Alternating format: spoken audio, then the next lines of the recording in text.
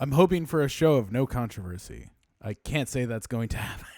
This is Corey, and this is the O The Anthem podcast. Good afternoon, everybody. It's Rob. Welcome to episode 371 of the O The Anthem podcast. Just as chock full of controversy as you will like. We're coming to you from the hashtag OTA LA studios, high above the 110 freeway in downtown Los Angeles, California. Thank you for joining us. Use take two. This is you can find us on all available podcasts through anchor.fm/O The Anthem. The best way to go find the podcast on whatever service you use to listen to it. Lucky for everyone, I expended all of my energy and my voice, apparently, yelling at Corey in the pre-show meeting. So I have saved you from all of that. But this is why I still do the podcast, because it's an hour and a half where I don't get yelled at. It's the time, all the other time that we're not doing the podcast that I get, Corey, you fucking idiot. I don't say you idiot. Your idiotic ideas. Yes, and the problem is I lose faith in humanity because I think to myself, if an educated, a guy who has time to read and learn and watch stories doesn't know this, then what then what chance does some poor, not poor money wise, but like, you know, someone who lives in Dundalk or outside of Baltimore who has to deal with kids and work and all of that stuff, what does she have? What chance does she have if you don't know the truth? All I can do is try my best. I don't know what to tell you.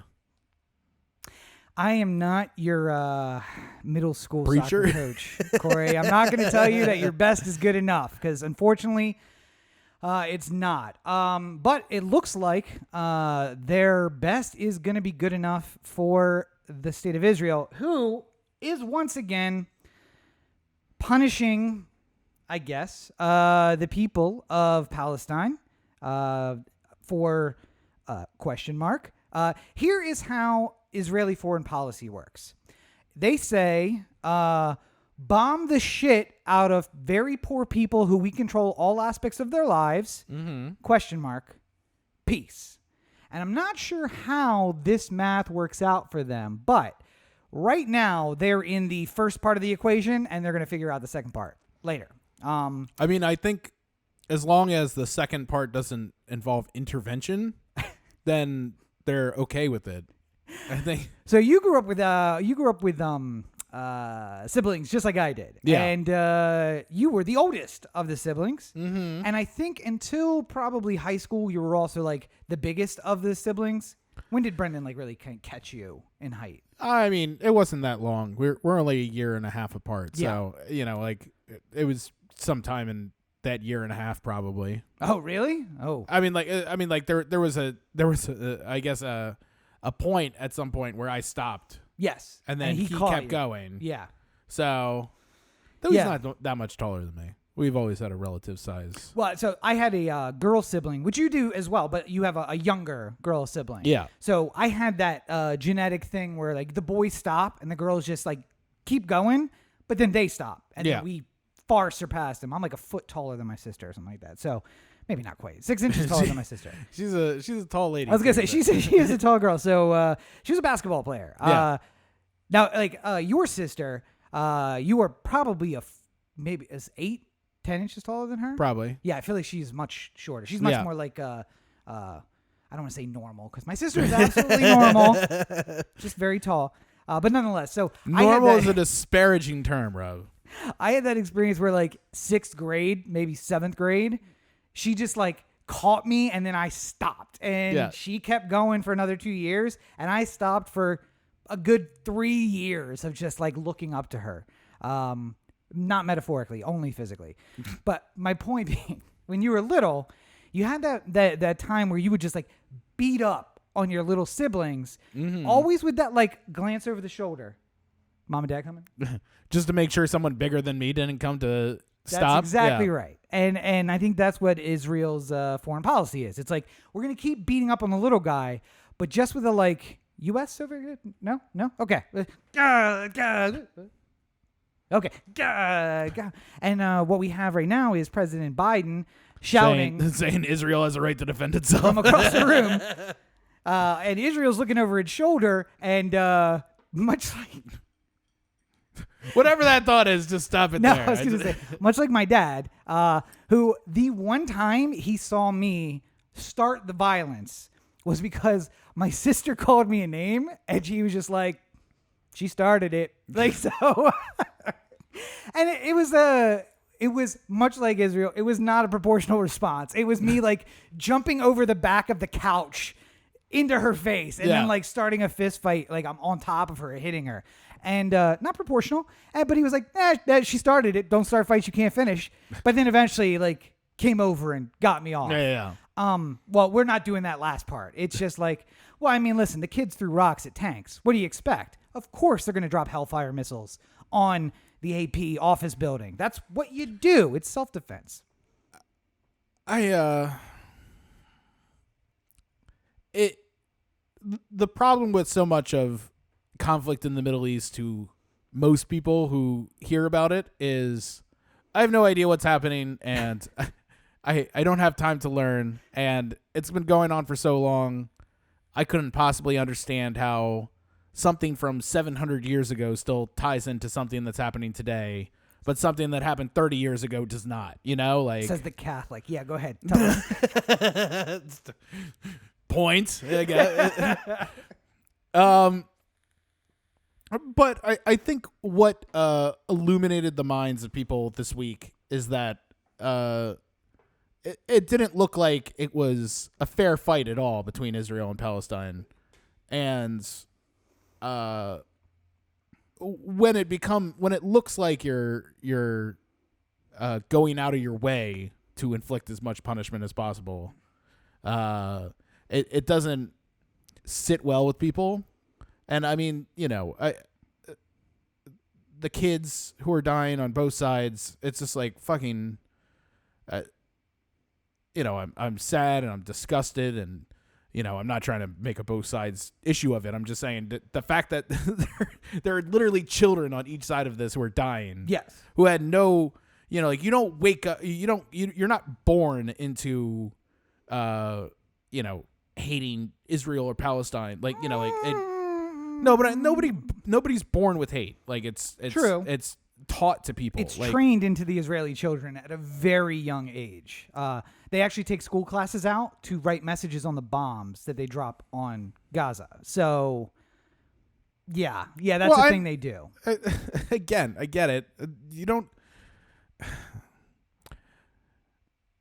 There needs to be a period here where, you know, people cool down a little bit. That's the obvious solution to me, is that there needs to be that throughout my life there has been many conflicts in the Middle East between rival countries, and it goes on for a while, and then, you know, like there's a moment where everyone sort of looks at each other and says there has to be a ceasefire, there has to be a stalemate, there has to be a time where we are not actively trying to bomb each other. And let's at least, you know, for most of my life, at least pantomime like we're trying to make peace. Whether or not there is peace probably will never happen, but the temperature needs to be brought down. I have an alternate plan. I don't like where this is going. Just the fact that it's an alternate plan is already. What if we instead, because so everybody knows, we give $3.8 billion in military aid to Israel.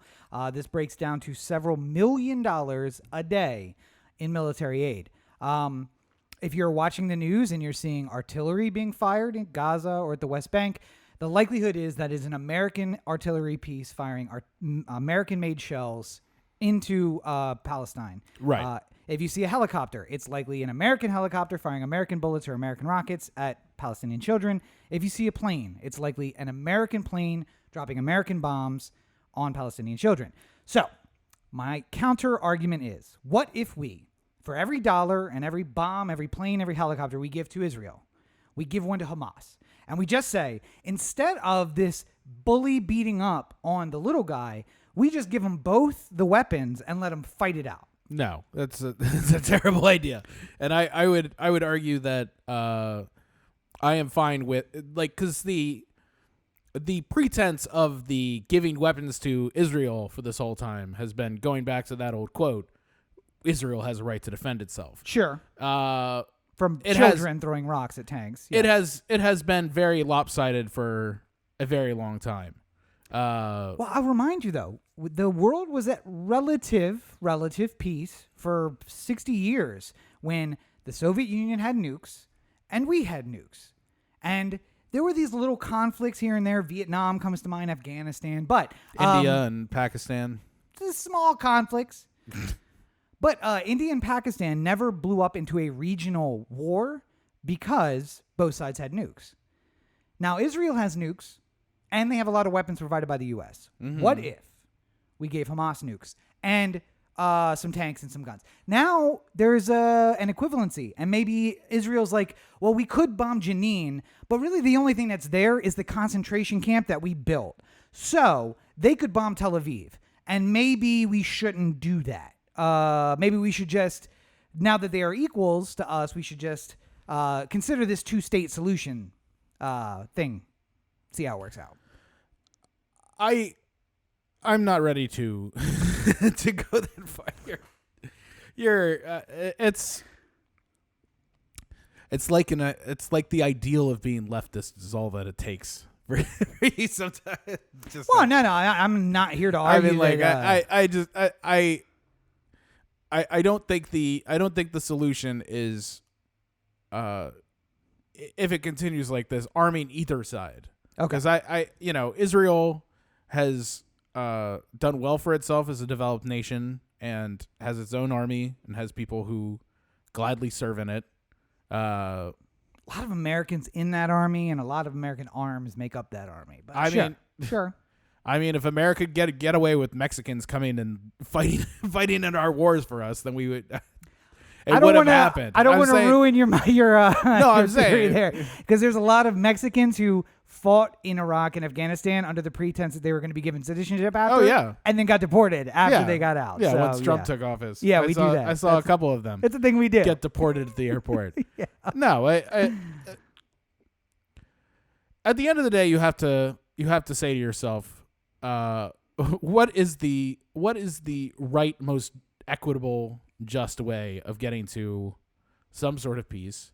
And I'm gonna tell you, it's not gonna happen tomorrow, and it's not gonna happen next week or next month or next year. It's gonna take a long time if there was ever to be any kind of commitment to peace in the Middle East, especially between Israel and Palestine, because the stalemate is so unbreakable. So okay, break the stalemate. Third plan. Rather than arming Hamas, all the nations of the world arm Palestine. No. We all just show up. Arm the non-Hamas Palestine. We all show up in Israel, in the area of the world that used to be referred to as Palestine. There's a really nice valley there. It's called Armageddon, and we go there and we just have it all out and. See if we can fill that place up with blood. Because listen, if you want peace, everlasting peace, Corey, now you know this. There's only one way. And that's when Jesus comes back. And the only way to get Jesus back... I don't think that's going to... ...is to fill the blood up to the horse's bridle in the valley known as Armageddon. So I don't think that's going to work between those two nations. Oh, not just those two. Everybody. Russia, United States, we can figure out our stuff. China and India can figure out our stuff. India and Pakistan can figure out their stuff. Just everybody bring your buddies in, and then we're just going to choose sides. We'll kind of like, maybe we'll make 3 or 4 sides, and it'll be like hungry hippos. We'll just into the middle and into the fray, and we'll see who's left at the end. We'll do it the way they used to do it back in the day. Just charging into a fray and filling that blood up in the valley, and then Jesus will come back. It'll be great. There's been enough blood. I personally will never understand the desire for warfare, and I just can't. There's big issues on both sides. There's things that will be almost impossible to break, and tensions will get high as they have in the past. All of these things will remain true until somebody decides that they want to make an effort. Now, the worst part about any discussion about the Middle East is that you can't talk about it with the same 1,000-yard view you would a singular Ravens game or something like that, just because there's so much more that would come into any conversation about, where we've been and how we got here and stuff like that. Aside from anything, just the position we're in right now, like you said, we have the 1979 peace accords between with Carter and Israel and Palestine that acknowledges Israel's right to exist. So we have that. Let's try and work peacefully. And I hope that people on the ground perhaps this will inspire people to look at it a different way and try and do better, because at the end of the day, the executive branch of Palestine has been a corrupt mess and hasn't even had an election since 2 decades ago, basically. Hamas has taken over a lot of political power within Palestine. Netanyahu is just as corrupt on the other side. This isn't I really try and look at these issues not so much as who's right or who's wrong, because there is no right and there is no wrong. It's just continuous violence and continuous corruption. And until people with purity of heart decide that they want to actually try and make things better, there will not be. And I know you're laughing because I'm trying to. I'm speaking idealistically about the idea of one day there being peace in the Middle East. Yeah, and I understand how stupid that can sound, and I understand how infuriating that can sound to somebody who is on either the Israeli or the Palestinian side of this thing. I'm saying, if we're going to continue as a human race together into the future, it would behoove us to get rid of religion. Yes, 100%. If we can find a way to not kill each other so frequently. Yeah, and I will acknowledge. I think that at the end of every war, nobody feels like they got what they get. Nobody feels good about it at the end. Even the victors don't feel like there's loss. There's what we became on the other side. There's things that come with war that are far beyond just the lives that are lost. And not in America. Coming out of World War II, coming out of Vietnam, which we lost, we thought we did awesome. So yeah, but not everyone thought we did awesome. That's not just because the Pentagon thought we did awesome doesn't World mean War that. II? Oh, I'm sorry. I thought you said Vietnam. No, I mean Vietnam, yes, but what about World War II? Well, I mean, there's a lot of,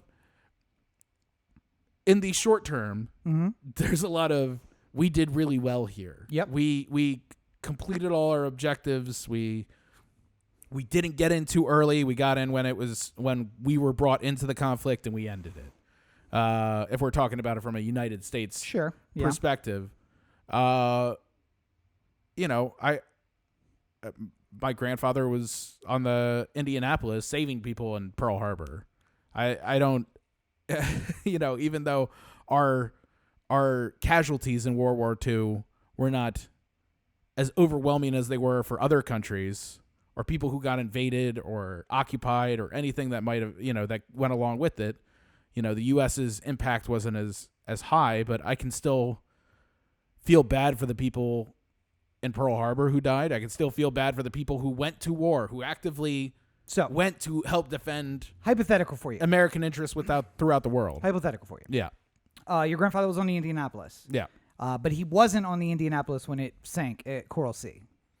I'm sorry, he was the first boat to the Indianapolis. Okay, yeah. So I don't know if I misphrased that, but yes, and nonetheless. So let's say that World War II, we never developed a nuclear weapon.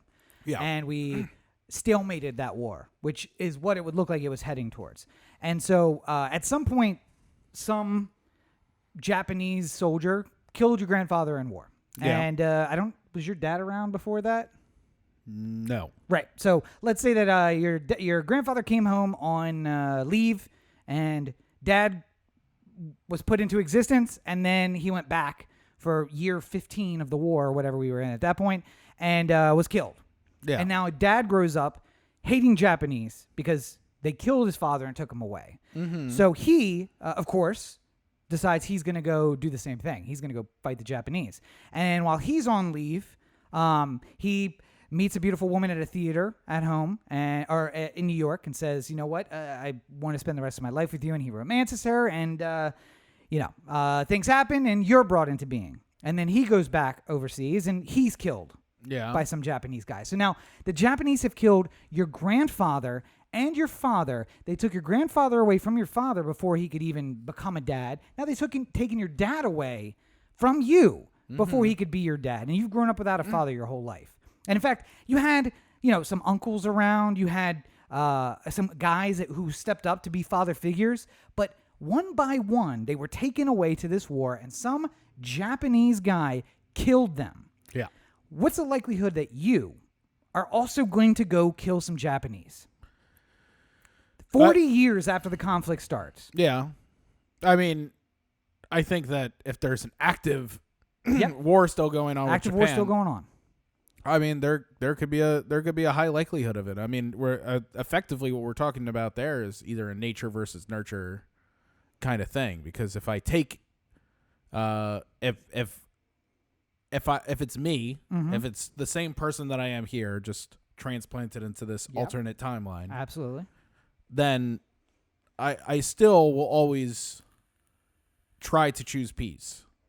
And I will always try and find... They killed your father. I understand. And your grandfather and uncles and every male who has ever meant anything to you in your life. And if they didn't kill him, that, Uncle whoever has no leg and no arm because some shell took that off. And you got another guy who hangs around the neighborhood who's really nice to you, but on July 4th, when the fireworks go off, he turns into a shriveling, sniveling child because he can't handle the fireworks. Yeah.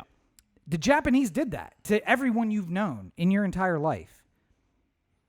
Yeah, I mean, I can understand how there is a part of me that could conceivably go to war, could be a soldier, could fight that fight again. Mm-hmm. But the difference would be, I know me on a baseline outside of the realms of what interacts with me, that I would prefer not to go to war. I would prefer not to fight in war. I would prefer not to kill. Because I have personal feelings about how that is not the solution. And but you transported into that timeline is the you that didn't have. I'm saying this would be in out of 100 timelines, this would be how I'm born every time, because this is how I feel from a base level. You think? I believe. Because you didn't have your father killed by and your grandfather killed by Japanese. Right. I'm saying I think the nurture part of this is the what kind of talk is there about the Japanese throughout my entire life? Not good. Oh, I know. And I'm saying if the overwhelming words that I won't use on this podcast to right. describe them. My grandfather used those words. The to one line them. He won't cross. The idea that we continue in this process of I go to kill because so many people harbor the past, and I understand in the past, quote unquote, in the situation we're talking about has far-reaching implications that specifically outline the stalemate between these two, and the reason why there's an almost unpassable bridge here between where we are today and peace. But I am never going to give up on the idea of trying, because to me personally, I could be in favor of Israel and not want innocent Palestinian people to die. Sure. I can. I mean, I don't think that you can. No, but I understand the argument. I mean, if you support a fascist government, you cannot also be supportive of the people to whom they are trying to exterminate. And I mean, this is the to me, one of the biggest problems that we've had during my lifetime of conflicts between Israel and Palestine have all involved the carrying of the grudge, the carrying of the what? Again, you and I are built different because I would not exist in this timeline. If I did exist, first of all, my point being, the whole point of this example was that in 1948, Israel became a country, immediately went to war against its neighbors, and then started imposing its will on the Palestinians. So we're essentially the same amount of time. There have been generation after generation after generation of men killed by Israelis, and then the son grows up and he's angry and he's killed by Israelis, and his son grows up or his nephews grow up and they're angry and they're killed by Israelis. And there is no 37-year-old version of me, because at 8 or 10 or 15 or 20, I would have been killed by Israelis. And if I was lucky enough to make it to 37, the chances are that I would have had a child by now who would have been killed by Israelis. So the likelihood is I'm going to war against Israelis. And I don't understand how anyone cannot feel that. It's like, as much as all of my strong feelings against police officers and how I feel about them, I've never taken a violent action against anyone. My nephew will be seen by most of the world as being a black man.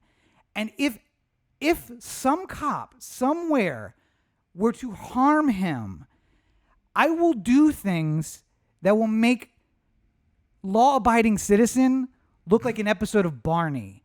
I will go insane, and I will become the most violent person you will ever see. There is something bubbling within me that I actively keep down, and the idea of him being harmed or being placed in that situation where my dad has been killed and my son has been killed by the same group.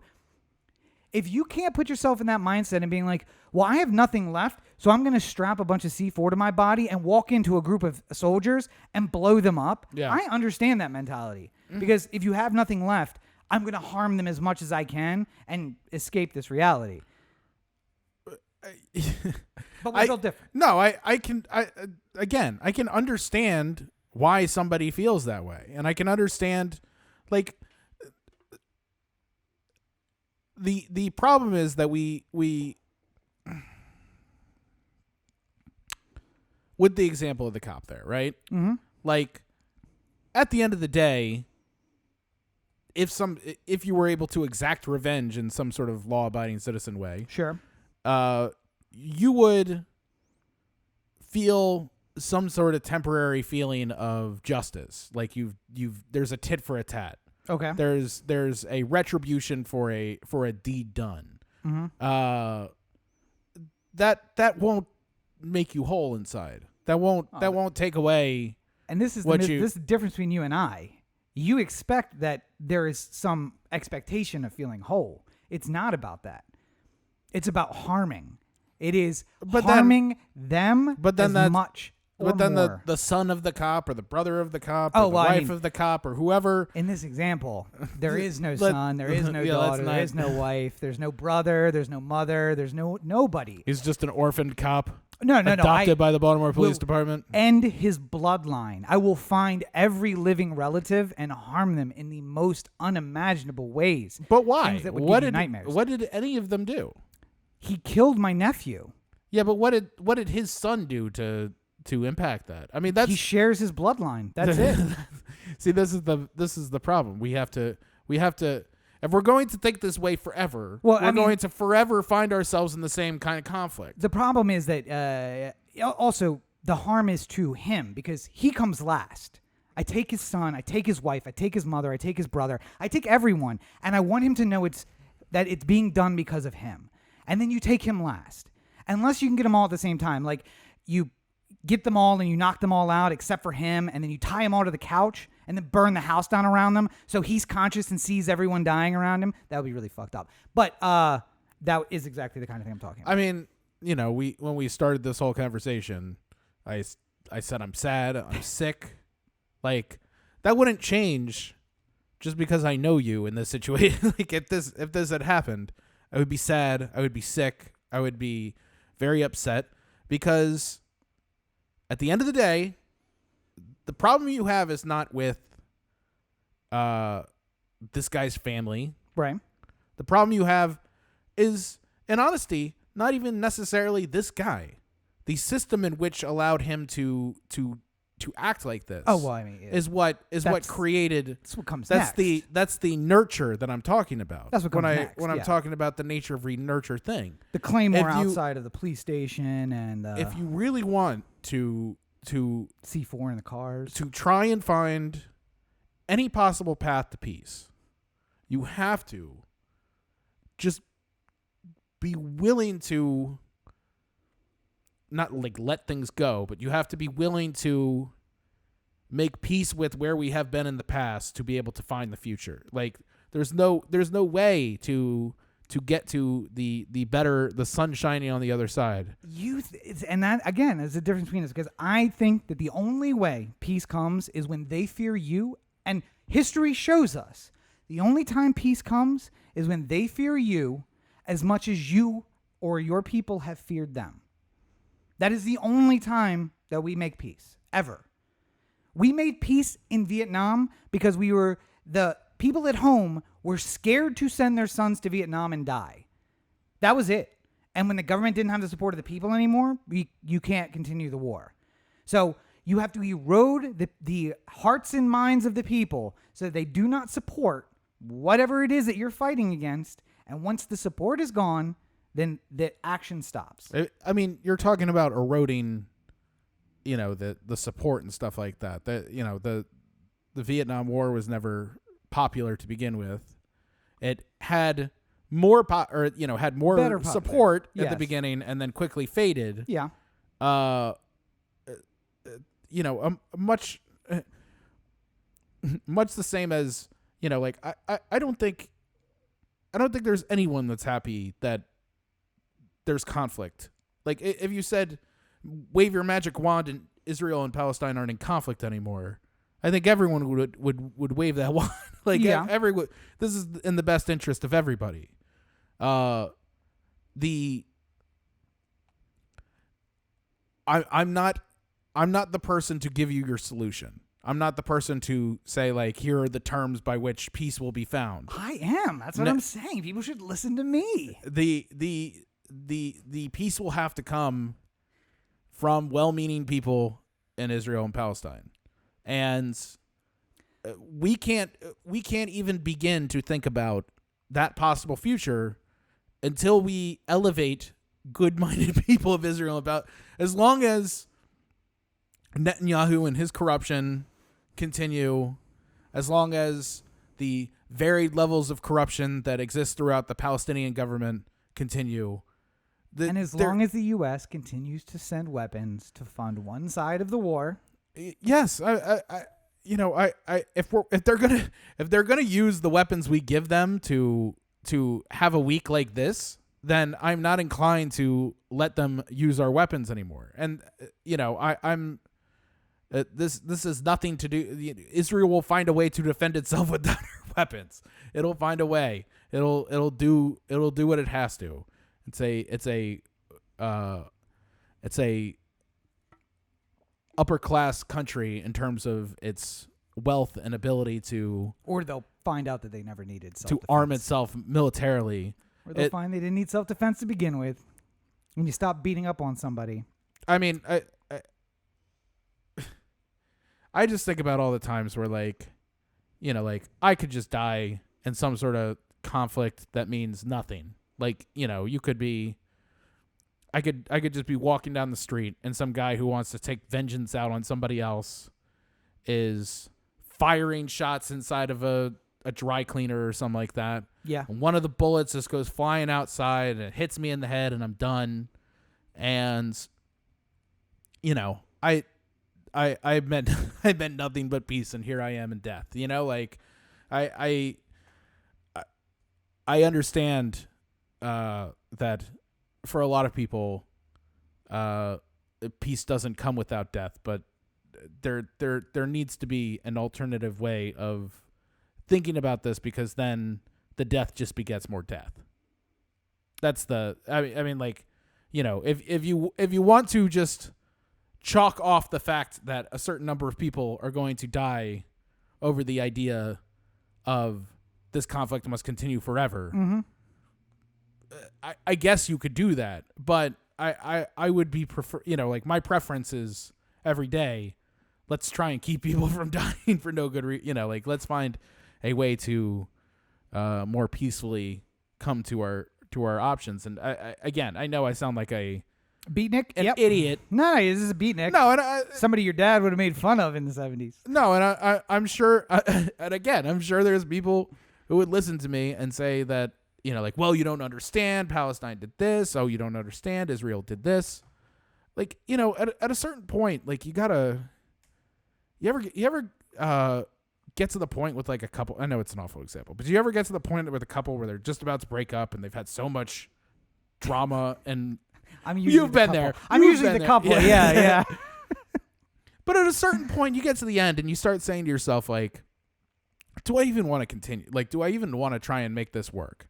And then you start having those conversations with yourself of like, man, I was ready to end it all over this moment that now that I think about it a year and a half later, it was the stupidest fucking thing. Why did we fight over that?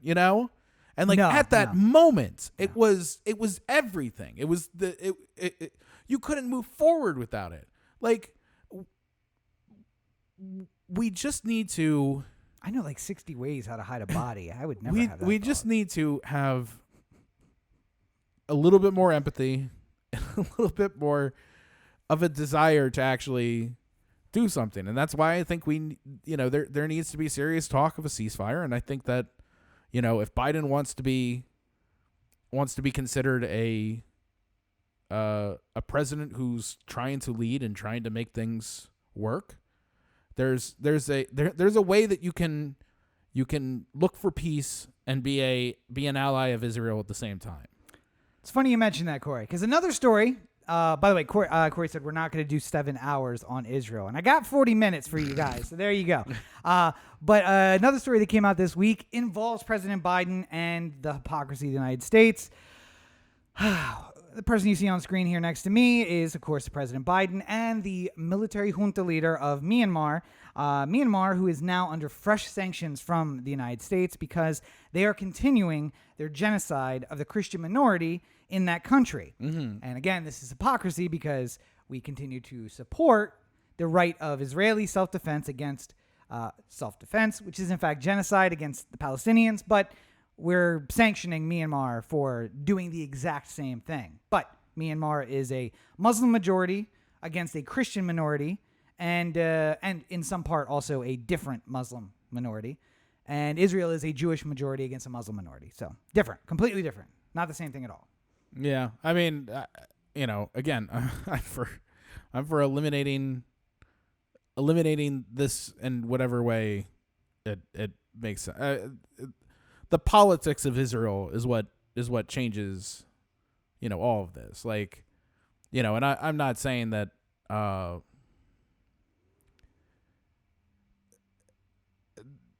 there just needs to be. I don't even know. I don't even know how to describe it. Yeah, Corey, I'm feeling a little stressed. Yeah. And I feel like you and I need to relax a little bit. So let's roll a J. Let's go on down to the Gold Coast. And, Mississippi they legalized weed. So I feel like it'll be a nice little vacation for us. COVID's over. We can go do that. Yeah. So about that, the medical marijuana bill that had, or the vote that had just passed in Mississippi. What are we calling that? Like it was a proposition, I think. It wasn't like an amendment. So they don't call it, but in California we call it a proposition. Yeah. So let's just call it a proposition for our sake. That's right. What it is. It's a bill started by the people and put on the ballot. A ballot measure is what ballot measure. Ballot maybe, measure is what they call it, I think. Yeah. So there was a ballot measure in Mississippi during the most recent election as to whether or not to make medical marijuana legal in the state of Mississippi. Failed miserably because they're Christian. They don't want that. In fact, didn't. It succeeded wonderfully. Somewhere in the area of 75%. I can't remember exactly. It was 73, 74, something like that. That's a majority. Yeah, it's a good majority. That's enough to get almost anything to pass almost anywhere, even with the 2/3. Some ballot measures require like 2/3 and stuff like that. So that even passes that hypothetical. And that's almost as many people as who support the right to abortion in some way, shape, or form in this country. But we'll get to that. Go ahead. Yeah, sorry. But the Mississippi Supreme Court ruled this past week that it wasn't valid and that it will not go forward. Just wait, folks. Just wait. Because written into Mississippi's Constitution, they argued that there needed to be a vote from all 5 congressional districts of Mississippi. That seems legit, Corey. Now, in order for any ballot initiative to pass. A ballot measure needs to be voted. 74% is not impressive if you don't have all of the people voting on it. So right. I mean, if one congressional district doesn't vote for it, I don't see how you could continue going at all. Right. So the funny thing about that is that Mississippi now has 4 congressional seats instead of 5.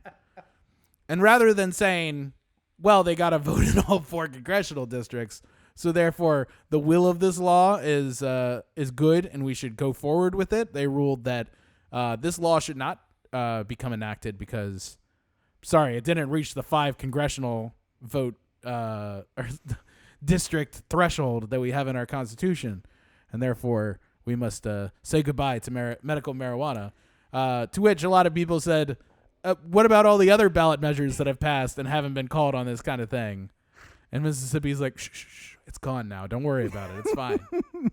All those people sobering up without having marijuana were like, wait. This has happened a lot. I don't understand. Sir, I don't know if you know this, but you're harshing my buzz. Corey, I'm going to give you one guess at the racial and gender makeup of the Mississippi Supreme Court. Have you looked it up? I have, yes. I'm going to... how many members do we know? 7. 7? Yes. So I'm going to imagine 7 white men. Okay. Or maybe 6 white men and 1 white woman. There you go. I didn't know if they had managed that, because perhaps they had a woman and then she died, like Ruth Bader Ginsburg, and then they replaced her with a...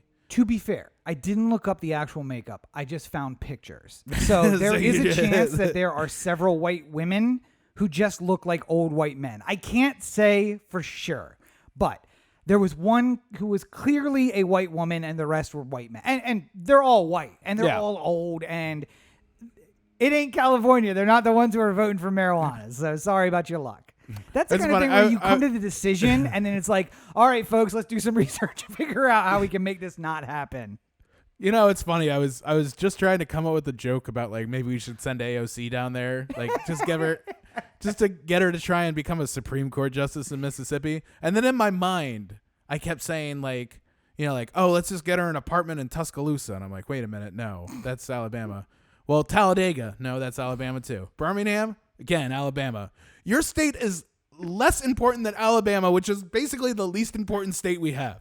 So I don't know. It's just like this. It's amazing sometimes. Like this happened, and just like people who say the Constitution is everything, and it's just like, well, I don't like this personal one that they decided to figure out a way around, so my Constitution doesn't work for me at this point. But also, I would just like to say, have you not read about Freedom Summer? Do not send AOC to Mississippi. She will never make it back to New York. Had to have some protection to. Well, I listen. A bunch of people went down to Freedom Summer and had a lot of protection, and 3 guys ended up in a marsh. So one of them was a priest. So maybe not. They don't care. Don't try to do equal rights down there. That's not how it works. And I guess kind of related, but unrelated at the same time. Still Mississippi. Still horrible. So I know a lot of people who've said the last year has basically been season 7 of Black Mirror was amazing. Instead of showing it to us on Netflix, they actually had us live through it. Isn't that crazy? And I was trying to figure out, is this the next season of Handmaid's Tale, or is it the next season of 1984/Brave New World. And it could be either, because yet another fun law that has come out of Mississippi is the 15-week abortion law, which said that 15 weeks is the line no matter what. In all cases, if you didn't know you were pregnant and you were pregnant by way of rape or incest, does not matter. Jesus wants you to have that baby. Take it to term. Now, Jesus didn't feel the same way about Dick Cheney's heart, which he replaced 3 times and is still alive, I think. Is he still alive? I mean, I think so. Either that or he's frozen somewhere like... He was on Fox News during the election, wasn't he? Oh, yeah, that's right. Okay, so he's still alive on his third heart of various designs. I think the current one's man-made. He doesn't have a pulse. It just whooshes blood to his body. It's like an electric vehicle engine. Yes, that's exactly what it is. But so this fun law out of Mississippi essentially says there is no excuse. Now, Roe versus Wade held that the Another like Googling Dick Cheney alive question mark? All the way, by the way, probably popped up because it searched a lot. People aren't sure. But so this law, Roe versus Wade, said 22 weeks is viability, and 26 weeks is viability. Yeah, living vice presidents. Mike Pence, Yes. Dick Cheney, Al Gore. Surprising, Dan Quayle didn't run himself off a road or anything like that after the whole potato nonsense. And also, I could do without 2 of those. How funny is it that we have Trump like writing like fucking angry blog posts about how the Oscars need a host. Yeah. And at the same time, Dan Quayle is like looking at a wall because he misspelled potato once in front of school children. Like the lunacy of this country is beyond reproach. Or the fact that Al Gore won an election but gave up the fight for that same election. Yeah. And Trump lost an election and will not give up the fight for that election. But yeah, so 26 weeks is viability under Roe versus Wade. Now that has changed somewhat, and viability today is something between 22 and 24 weeks. But we basically live by the 26-week rule. Mississippi law is 15 weeks, which is brain activity, heart activity, and movement. So, yeah. So essentially, they did this law as a challenge to Roe versus Wade. The lower court in the federal district, not the Mississippi State Court, the federal district court said, it is the Chief Justice in a barrel with suspenders just walks out and he's just like, I see no reason to overturn this law. The federal district court judge essentially said, I'm looking at the Chief notes. Justice, your son just got arrested for pot. What about that law? Can we get it back? He doesn't need that. He knows he's the fine. sheriff. He's fine. Yeah. He He's also white in Mississippi. Jury trial. Anyway, essentially the district court judge said, I'm looking at the notes from you passing this law. It's clear that you are making this law knowing it's illegal facially because you want to challenge Roe versus Wade. And this should not be allowed to stand. So, of course, the Supreme Court of the United States said, we'll hear it. Now, my hope is that we don't know who voted to hear it. If it was Alito and Roberts, it may be that there is going to be a vote of like, don't do this. This is the one and only one we are going to hear that is illegitimate on its face, and the challenge is only to precedent. And we're going to stick with precedent. So don't waste our time because we're not going to hear any of these anymore. That would be nice. The likelihood is it's Thomas and Coney Barrett saying, like, we think it's time to look into this Roe versus Wade situation, and women are going to lose reproductive rights. Well, I mean, like, on the face, you feel like there's 4 votes to overturn.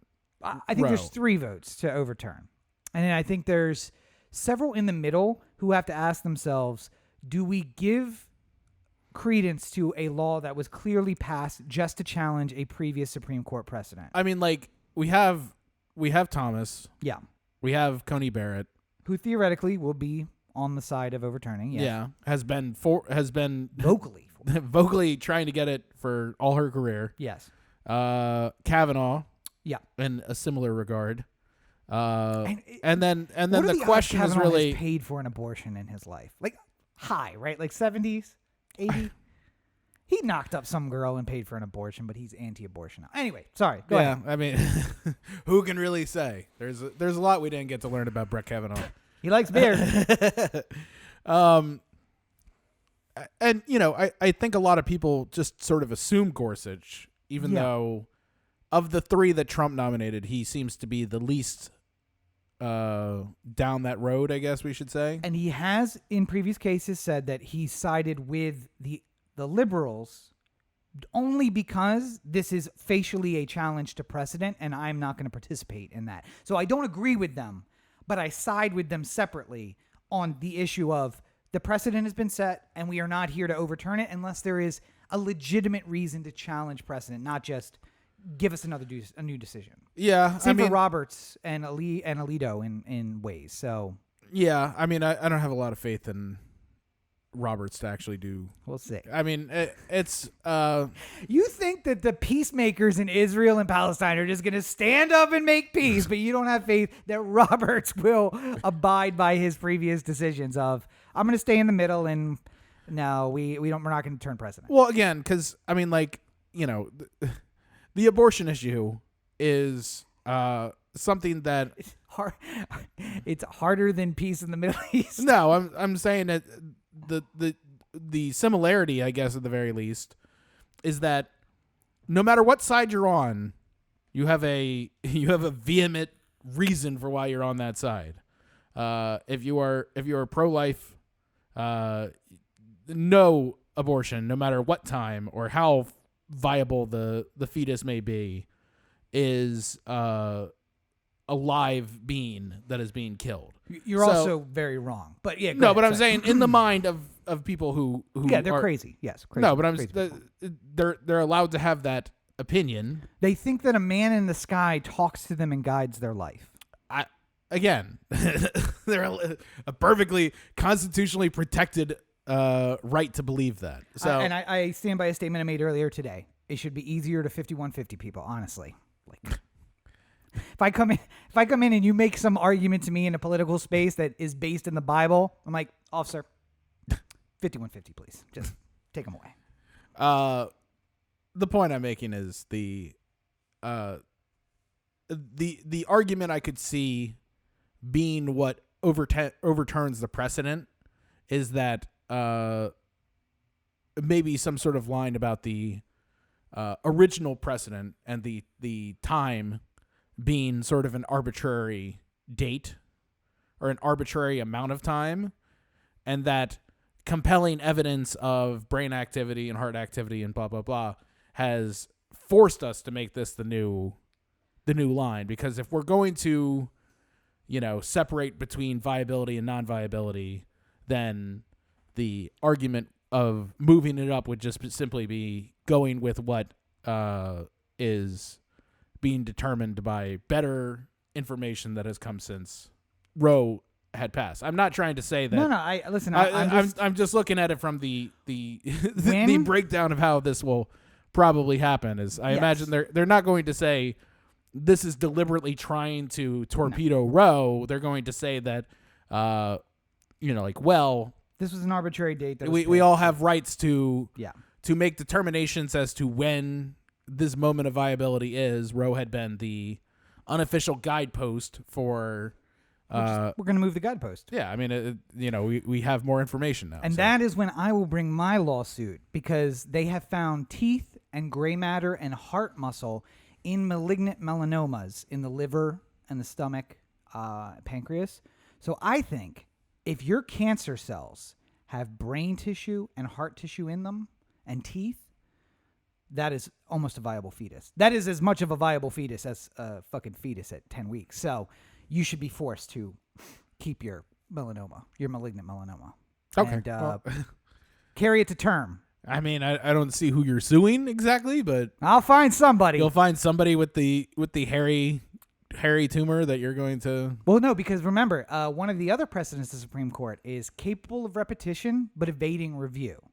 So all you have to do is find somebody who died and or had their melanoma cut out, and they found that, and then you sue them and you say, well, yes, it doesn't affect this person, but it's capable of repetition, and will escape review because they'll either have the surgery before we can get to Supreme Court or they'll die before they reach Supreme Court. So we need to have this issue heard, and then we'll have to figure out what the difference between two groups of cancerous cells that have brain matter and heart tissue are. Sadly, I feel like there won't be a groundswell of donor support to help you get Probably get this not. across I wonder the if line. the ACLU will get behind me. They support Nazis. They won't support that. Come on. Anyway, I love that the ACLU, in their desire to find the line on every issue, just upsets everyone. yes. They're the constant. I'm okay with that, though. That's my policy on life. I do too. I like because like deep down, I don't want Nazis around, but at the same time, I'm like, I mean, constitutionally, there's nothing I can do. Like, they're allowed to say awful things. I can't. And why do I necessarily want to start making limits on speech? Because that's just going to accelerate limits on speech. The first law. But at the same time, first law of the Book of Omar. Indeed. No. What's the first law of the Book of Omar? Oh. Man's got to have a code. Oh, well, yes. And the ACLU says, we defend everything. Yeah. So, okay. Defend my cancer's right to survive. Anyway, moving on to other legal issues. Yes, in the world. I had forgotten about this next one, so why don't you go ahead and take that one too? So, I also Matt don't have a picture. Sorry, guys. Matt Gaetz, congressman from Florida, perhaps you've heard, is tied up in a little bit of trouble over the idea that he might have slept with underage women. You may remember and the paid for it. You may remember the bobble-headed looking gentleman from a few years ago. Well, what exactly is his name? I don't want to get this wrong. Oh, the associate? Yeah. Oh, see, I didn't even look that up. It's Seth something. Yeah. It's the guy we were talking about the last Why week. is it saying Seth Meyers? No, that's not what I want. Oh, probably because Seth Meyers talked about Matt Gaetz. Listen, I don't want to say it's not Seth Meyers either. We don't know for sure. It might be Seth Meyers. Until we know for sure. I'm just going to type in Matt Gaetz wingman, and that will give us the name, I'm sure. Doing that live. 1 hour. Because why not? I thought I remembered the name, and I didn't. Joel Greenberg. There you go. Joel Greenberg has agreed to cooperate with the feds into a sex trafficking ring that he was a part of with a Congressman Matt Gaetz. Bad news. There has been other talk about other Florida politicos being tied into this because he was like a election. He's the connect. He's the connect. He had a political office that means a lot in Florida, but doesn't actually mean a lot. Like so. Yeah. It's like back when the in LA when the person who was in charge of the water and power was the most powerful man in town. Like or goddamn the highway guy. The highway guy was powerful. But wait, so listen, Corey. Matt Gaetz though. Yeah. He might be fine because the only thing they have is the word of this guy. Yeah. What he might have done. Well, and like Matt Gaetz was sending him Venmo transactions that he would send over later to the girls. But when Matt Gaetz was paying for it, it was, pizza and school and tuition and stuff like that. Like, nothing that's illegal to pay for. And it's not as if he had made friends with any other convicted felons. Well, so this is the part that's kind of funny, at least for me. Real quick, Rob, just as a hypothetical. Mm-hmm. Yes. If somebody walked into your office when you were a lawyer, right? Yes. And said, I need legal representation. Yes. It's like, this is how it always starts. And then he said, do you want me to tell you if I did it or not? What is your answer? I would say yes. You would want to know. Yes. You wouldn't want to. You wouldn't want to be in the weeds about it if you're trying to defend him. Yeah. No. I mean, my policy was always like, I don't care if you're guilty or innocent, but I need to know because that depends on how I try this case. Yeah. Also, what I look for. The worst thing is to get caught off guard with some evidence that neither of us expected of your guilt when you are guilty and I thought you were innocent the whole time. Let me say, what if the guy said, "What do you want me to just write it down?" There's no need to bring pen and paper into this. Why don't we just talk? and I will take notes. Is it perhaps because writing down all your crimes would be a bad idea? Yes, it would be now you writing them down. Yeah. Very bad idea. Allowing somebody else to write them down, also bad unless that person is protected by... Yes, because now it's work product, and I don't have to ever turn that over. Yeah. Because I'm your attorney. Yeah. But, yeah. So when you write this dude guilty on the first line... Yeah. it Nobody don't ever even sees matter. that. Yeah. Nobody ever sees that. Except for when the state's attorney comes to talk to me, and I'm like, yeah. Sorry, you guys can't see that. I'm covering up something on my... Yeah. Does that say this dude guilty? Nope. Not what it says. Not guilty. I'm writing a song, and I just can't get the rhyme structure right yet. I do parodies. Are you aware? So apparently, Matt Gaetz, when he was fishing for a pardon from Trump, got in touch with Roger Stone, Convicted felon. Him and Joel Greenberg decided to write down all the crimes that they would like to have a pardon for, and turn it over to Roger Stone, the most trustworthy individual on the face of the earth. Now, wait. That's not fair. Because he was looking at jail time, and he didn't rat anybody out. So he might be the most trustworthy person. But once you've been convicted of a felony, you are then required to comply with law enforcement. And although he got a commutation, not a pardon, right? Or did he get a pardon? I think he got a pardon.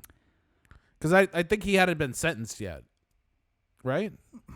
And I know some of them got commutation, some of them got pardons. I thought he had been sentenced. Like Flynn was a commutation, I think.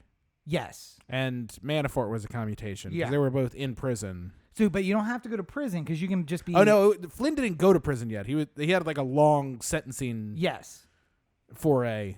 But so you can... Nonetheless... when you are made a part of the criminal justice system, it's basically like, we will come after you for anything. Yeah. Don't hide evidence from us. And if the FBI was to learn that he had, I don't know, a sheet of paper with a list of crimes on it, that's going to be on the list. That's going to be on the list of things you're going to have to produce. So, also, even with a pardon or a commutation, sometimes, depending on what the details are, you might have to do your probation period. You might have to do, like, the actions of a parolee for a while, which means that like you're showing up somewhere and he's like, hey, next time bring that sheet of paper. And if you don't, it's a violation. So don't forget it. So yeah, we'll follow this one more as it continues. I think we said this last time, and I will continue it this time. Things aren't looking good for Matt Gaetz. But I feel like we heard a story this week of somebody who things were looking good for. I mean, to a degree, in the sense that they're getting another trial. The bad news, of course, is this is the 6th time for Keith Davis Jr. But Baltimore. Listen, a little Baltimore corner, a little straight dope for you. Oh wait, you don't have to. That's all right. It didn't require the whole thing. Section. I don't know.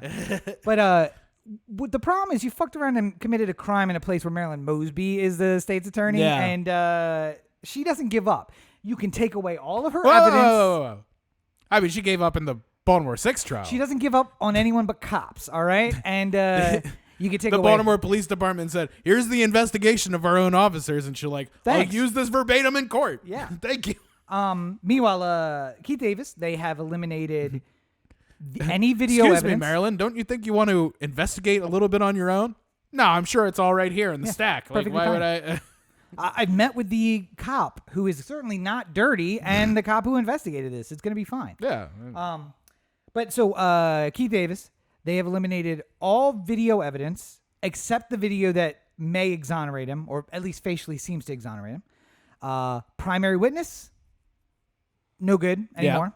Cops who did the investigation and or were involved in any way, no good anymore. Pretty much all gone because they all were involved in the Brady violation of not including video evidence that might exonerate him. A witness was found who did not describe the weapon that they found near him, but not on him at all. Again, the sad for Keith Davis, but most unbelievable turn of this whole thing for progressive prosecutor Marilyn Mosby is that the only crime that he was found guilty of was the gun, yes, which was located near him, Not on him. not on him. But shots were fired at the police, allegedly. Right. May have been cops firing at each other. We Yeah. can't say for sure, but It's been reported that it could possibly just be 2 rounds of cops firing at each other, but that's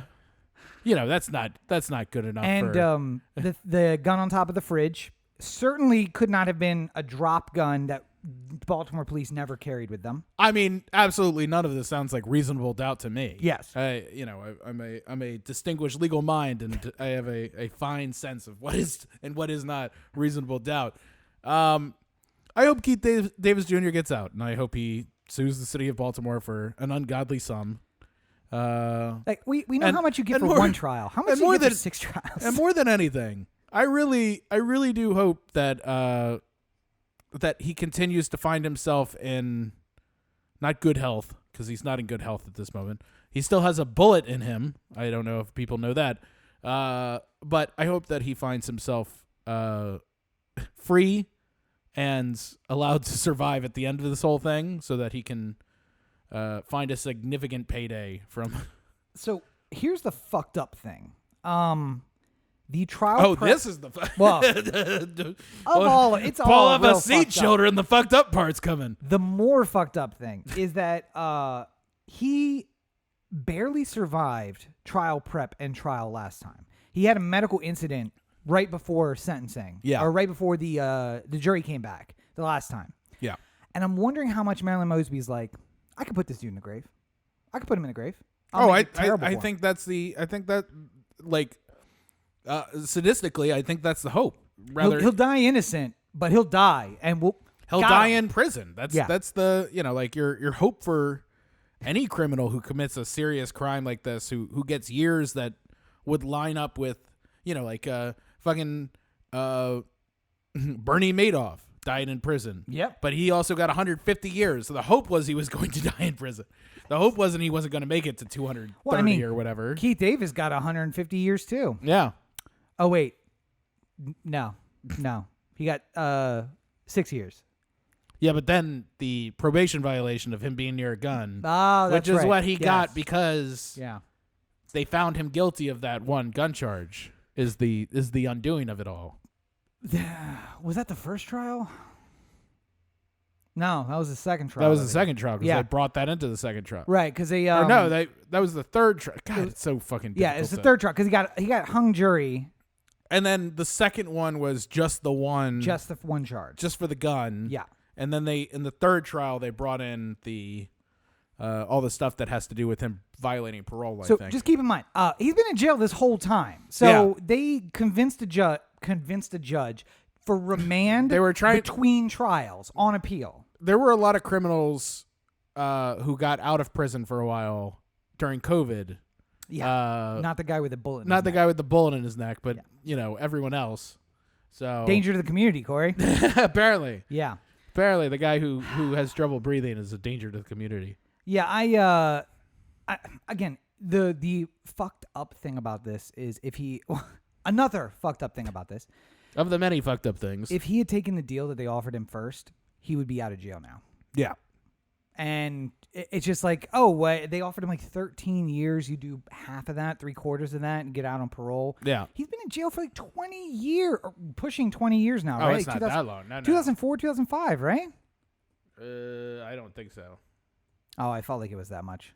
No, it was Marilyn Mosby the whole time. So It feels like it's been so long. yeah, But I mean, what, 2009, 10? 2015. Really? Yeah. Well, but I mean, still again. So it's like an annual event to have the trial of Keith Davis Jr. But 2015, right? So he gets 13 years. He agrees to 13 years. Yeah. He probably serves half of that, like 6. He's very near the end when COVID hits at 5 years, and they're like, okay, we'll let him out. So he would be out, if nothing else, probably Assuming because good of COVID. behavior and all that sort of stuff. Well, I mean, he's in a chair, so I would Yeah. assume good behavior. He would be out for all intents and purposes by now. But now he's going to go back to another trial where, again, she's going to try to put him in the ground instead of putting him in jail because she can't put him in jail. There's no evidence unless you get 12 white people who are just like, I mean, clearly he did it. Look at his skin tone. I just feel like we're going to one day people are going to come to us and just be like, how the fuck did Marilyn Mosby hang on for so long? And we're just going to be like, dude, I don't know. It was just like, she survived everything and did terrible job throughout the entire, like, it's not like she did a really bang up job prosecuting all the cops who killed Freddie Gray. Like, it was like, I'll remind you, Sheila Dixon nearly won the mayorship back. Oh, I know. I know. I get it. And Catherine Pugh beat her. Yeah. While she was defrauding the city. So, But people didn't know that at the time. They just assumed there was foul play involved. I assumed. I don't know if everybody did. Yeah. Yeah. I mean, Brandon Scott is probably the first good guy mayor we've had, and I don't feel like he can get anything done. Or, I haven't heard of any like major changes. I mean, I have faith that Scott is capable of doing things. I just don't know if he's the like, he might have the ideas, but he doesn't have the means by which to communicate it. Like, well, no, you and I came to the realization too that Baltimore's under a consent decree now, so there are no major changes you can make with the police department. Yeah, like, I mean, you got to get those approved. So money's still got to go to the cops. They get their budgets. You can cut overtime theoretically, but like, not really. Yeah, and I mean, that kind of thing is like, they're not going to work their regular shift. They're only going to work the overtime. Yeah. So, like, all these cops who don't know how to work a regular shift are going to be confused when they show up at 8 a.m. and go like, wait, this place is open this early? I didn't realize that. I thought it was only open this early for people who were working all night, getting the overtime.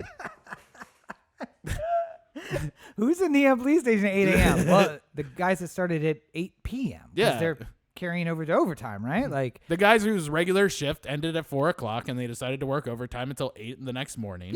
Yeah.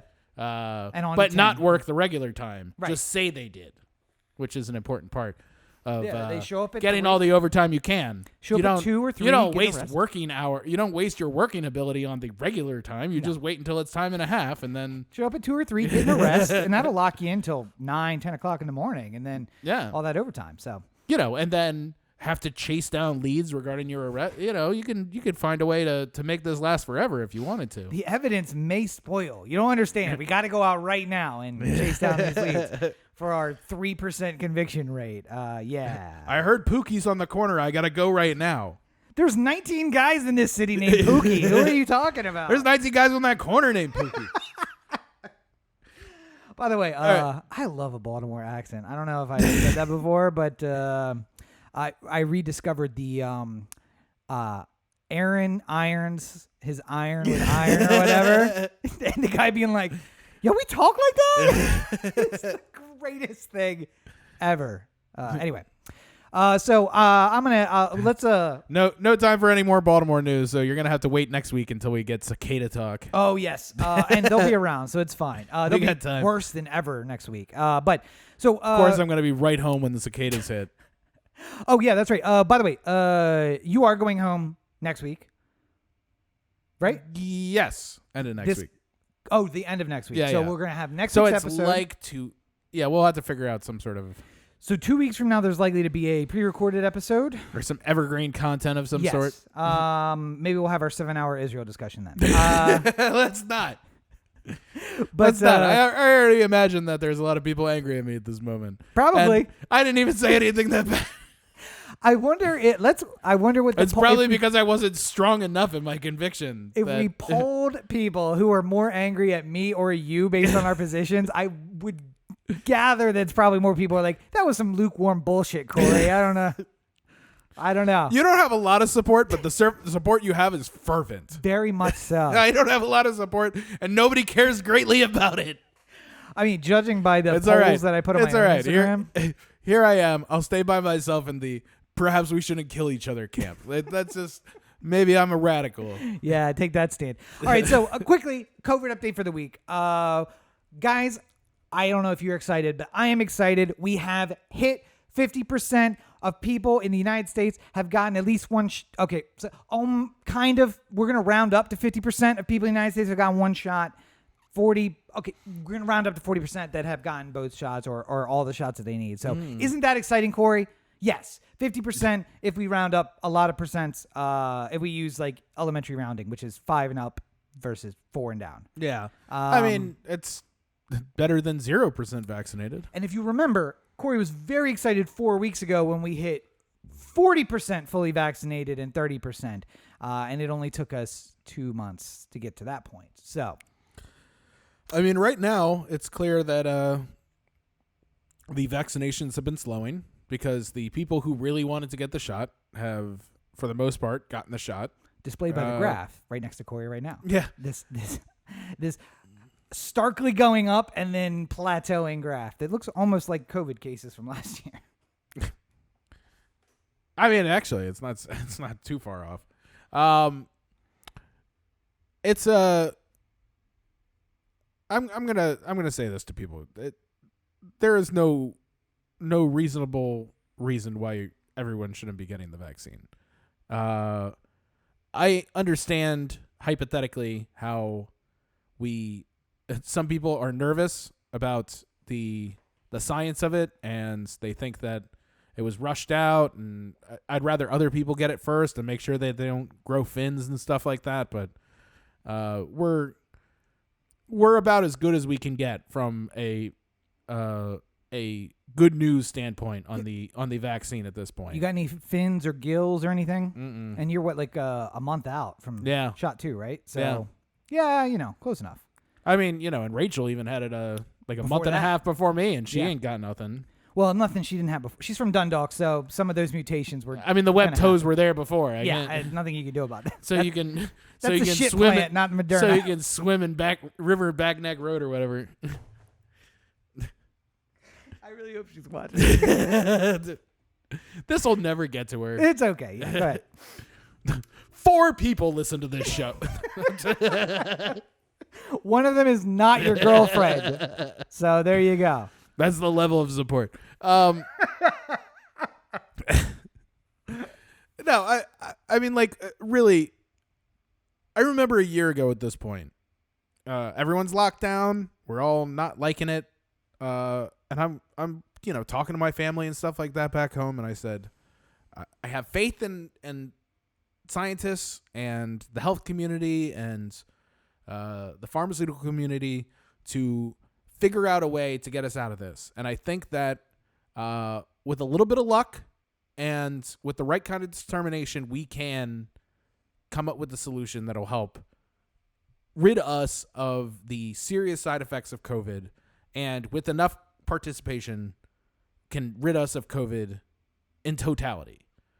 And everyone, when I would say that, would be like, oh man, that'll be so sweet if we get to that day. And now a year later, we're at that day. And those same people, not my family, the other people I will talk to will just be like, well, I don't know. I mean, like, do you really trust it? I'm just like, yes, just fucking take the shot. I don't know what.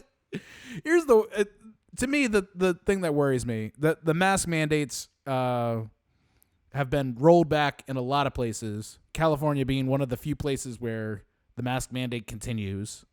New York, I think, is another one, although I think theirs is ending next week, if I heard so correctly. Yeah.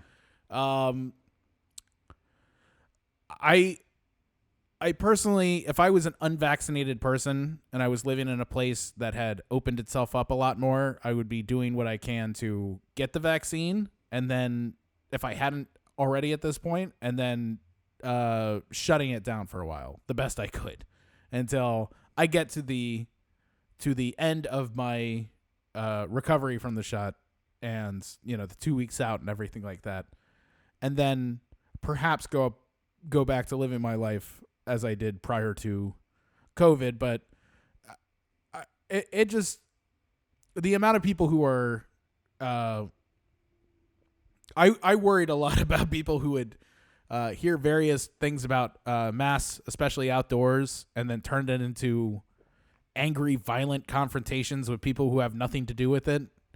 And then we see videos like Ricky Schroeder yelling at a Costco. I was going to say child TV stars doing that thing. Yeah.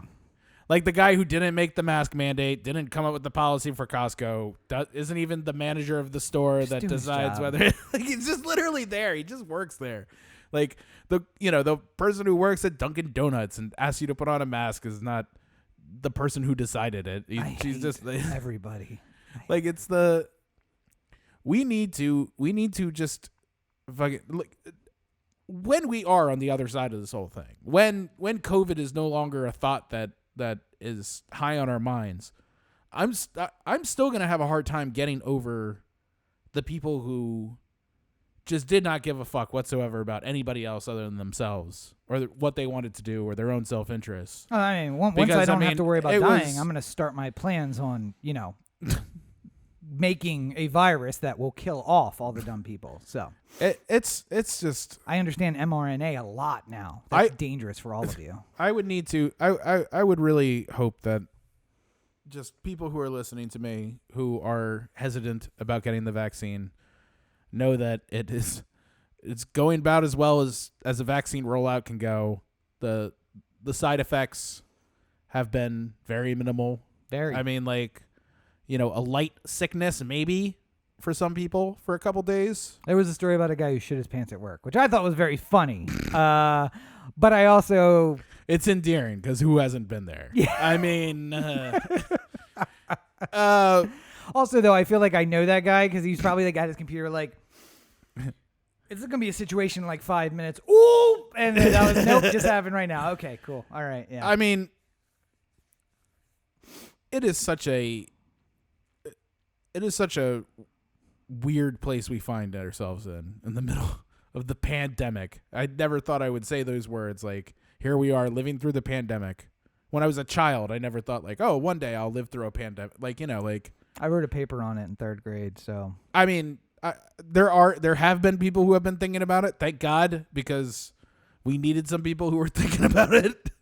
But and clearly, I'm using that training, knowledge, and experience in my everyday life. Yeah, just like the paper I wrote in 1st grade about how the Iraq conflict could lead to World War III. Just getting Tekashi them bills. Let's secure the bag for Tekashi. I've wasted my life so far. All the talent. I would say that the good news is that a lot of the relaxation of the mask mandates has to go with the data. Rob is going to argue with me now. The data that has been gathered by the CDC and others to make the determination that exterior transmission, outside transmission is far less than or is far less dangerous than indoor transmission. Things that I think most reasonable people would have understood a long time ago. I don't disagree with that. I just think also that the CDC saw y'all putting gasoline in Walmart bags after they spent 18 months trying to keep us safe, and they said, fuck it. Nobody cares anyway. Just take it. Like the vaccinated people have it. Let's just... I'm going to guess everybody putting gasoline in Walmart bags isn't vaccinated. Everybody else is probably vaccinated. We're probably good, so. There is a real chance that even as a vaccinated person, you can get it. Bill Maher got it. Yeah. Several members of the New York Yankees are out because they got COVID. Absolutely none of them, all asymptomatic, were not showing any kind of symptoms or any kind of health problems. All of them were caught because Major League Baseball and HBO required that everyone take regular COVID tests even after vaccination, and they found it. And you know who doesn't require regular testing after vaccination? Regular everyday people, which is why I think that the data is bullshit. But that's me arguing with Corey about the data. It's just like, how many times have you been tested since you got vaccinated? Since I got vaccinated? Mm-hmm. None yet. Once? You had one work. You had the one job that you had to get tested for. Oh, well, I guess. I mean, that was kind of. No, I got 2 there.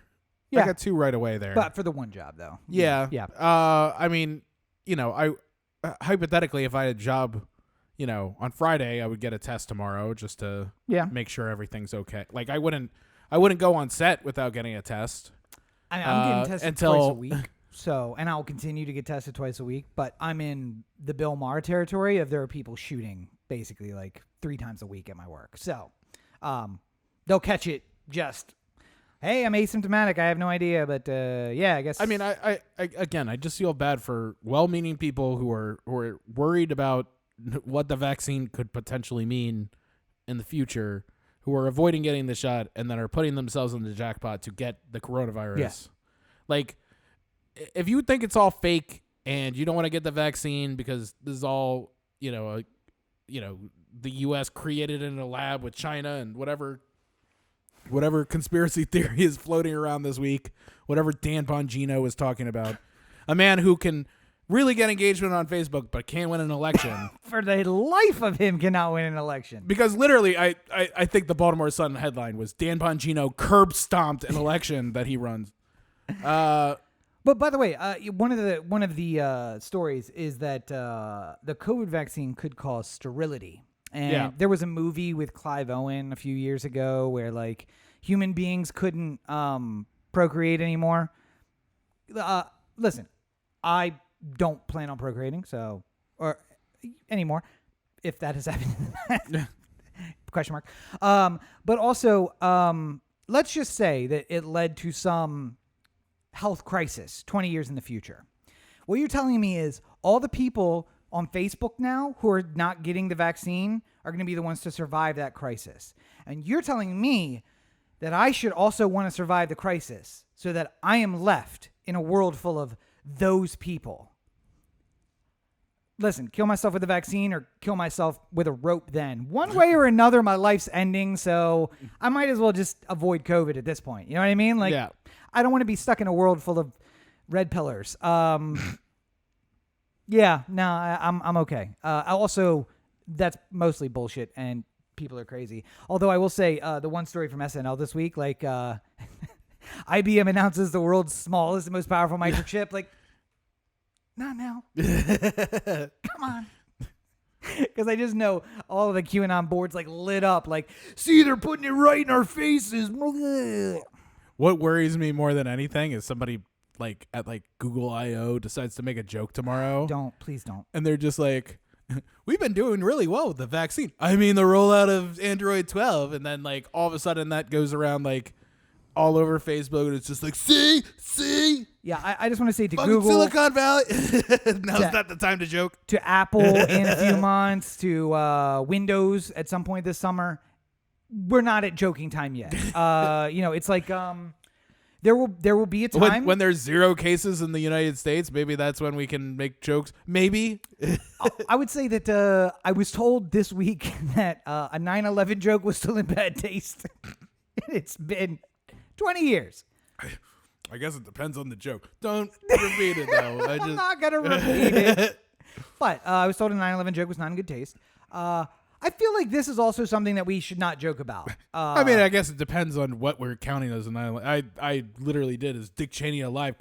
Here on the podcast. So yeah, I feel like that's more of the Emperor Palpatine, who you don't know who that is dead or alive joke, less a 9/11 joke. Yeah, mine was about Bush and 9/11, which I thought was even funny on 9/12, but yeah, I can see how it didn't land.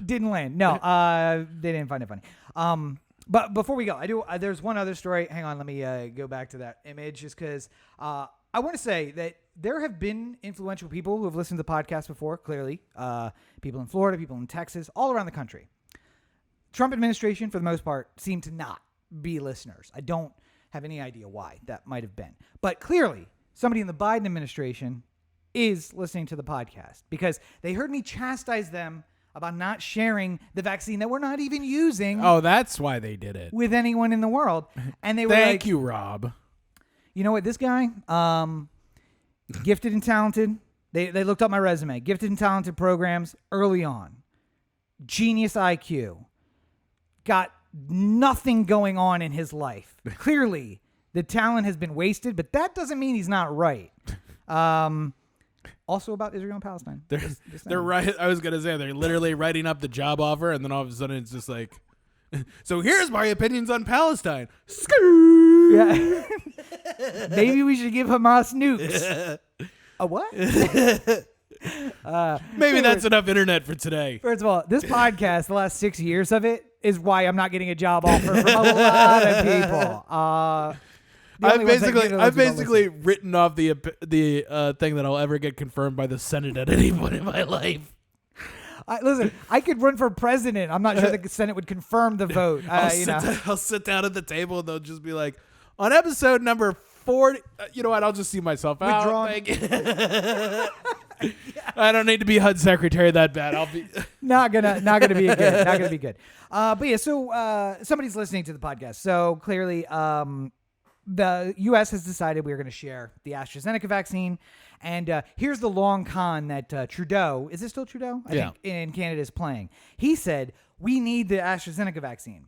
But Canada is doing just as well as we are with vaccines. But what they are also doing is sharing vaccines with countries. Are they? I thought they were way behind us right now. I mean, Ontario is like a fucking war zone. Well, they've done this thing where they have tried to inoculate people at risk at the same rate. So, like, if it was found that white people were going up to the First Nations area, then they would not allow those people to get vaccinated. So they're at like 27% or something like that of the national population. No? What's their rate? 4.6% of the per capita? Yeah. Percentage of population fully vaccinated. Oh. Wow. Well, nonetheless, maybe then it's the numbers have spiked up a lot here, I guess, in the last week or so, because it's 18.4 million doses given to 1.41 fully vaccinated. Oh, all right. So, I mean, as opposed to the U.S., 274 million people. By the way, we have a lot more people. Yeah, because we have way more. 274 million doses given and 123 million fully vaccinated. Listen, so that's a 37.6% rate. If Manny Machado went to any point on the Canadian border and threw a baseball, most of the people of Canada live within where that baseball would fall. Yeah, I mean, like, there ain't people up north. It's a lot of land, but not. I think Calgary and Winnipeg's a little far from the border, but I get where you're. Ain't a lot of people live there either. It's like a cowboy town, right? Like it's. Wait, that's Saskatchewan. My favorite airport ever was the Saskatoon International Airport in Saskatchewan. Saskatoon. Didn't I say that? Yeah. Saskatchewan. Yes. Because it was literally just like a big room. It was. It's like it used to be the conference room of a Ramada, and they just tore everything else down. Build runway. And now they have like 2 runways that go in. But because the planes go from there to Alaska, it's an international airport. I don't know if you know how that works. Yep, crossing lines. That's all that matters. What was that Maryland airport that like tried to like fly to Canada once? And it's like the friendly international airport or something. Yes. It's in Bowie. Is it in Bowie? Something like that. Yes, but because they do fly to Canada. Back off, Bowie. By the way, somebody said that was... Is it Bowie? No, it's Bowie. It's Bowie. Yeah. Because I've said Bowie, and people were like, nah, I don't know about that. I'm like, yeah, it's Bowie. It's one of those things that because like everyone associates it with that spelling being Bowie, like Bowie knife or David Bowie. Yes. Like they think that it's Bowie, but the way it's pronounced is Bowie. Yes. It's Bowie, like the thing that floats in the ocean. I always hated too whenever I showed people like... because like people in Maryland couldn't say Maryland towns. Yeah. So they'd always get Bowie wrong. They'd always get Towson wrong. Towson. Hofstra would play Towson in college football and stuff like that.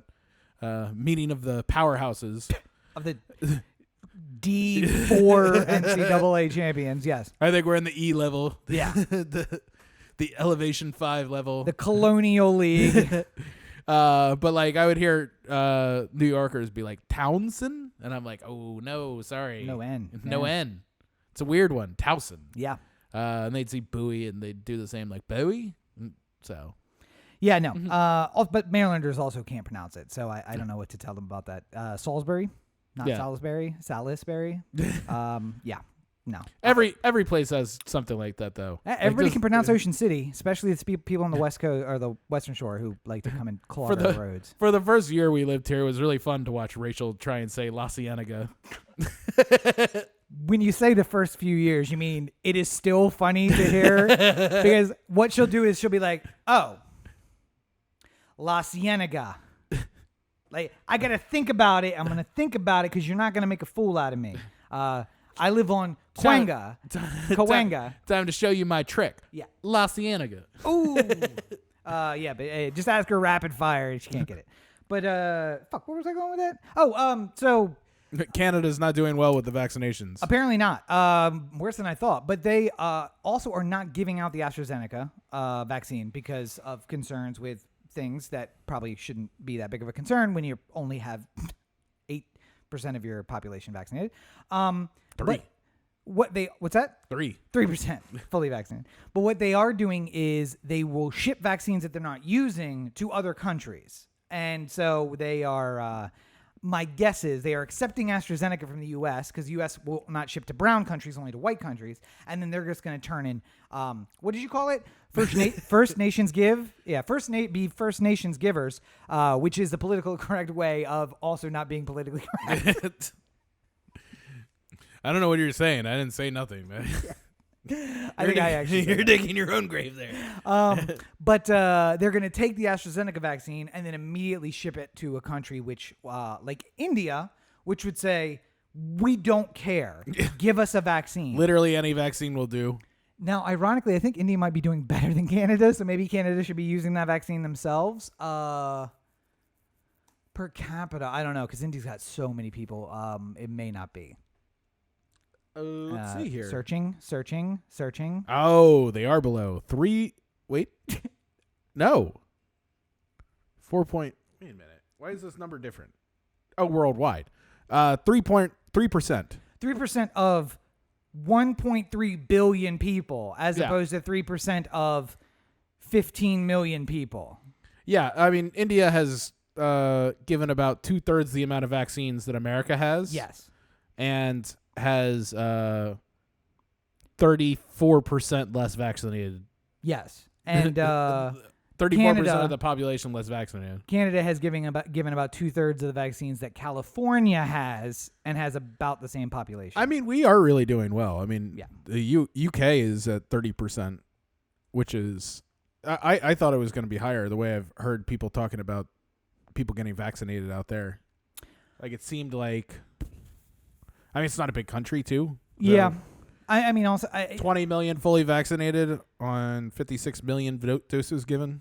I have been vocal on this podcast to not be a fan of capitalism. However, when you have a CVS and Walgreens on every other corner in every town in America, it makes it a lot easier than like everybody having to go to the National Health Did you ever Service. see the video about that? No. Oh, I'm going to have to show you something really cool after this. Okay. But we got to go because we've been 90 minutes. We've been running too late. Yes. And when you run too late, you find yourself over at OTheAnthem.com. Go to OTheAnthem.com. O The Anthem on Facebook, Twitter, Instagram, and the listener line, 443-219-7595. What's that number again? 443-219-7595. Hey, remember me last week making promises and not living up to them?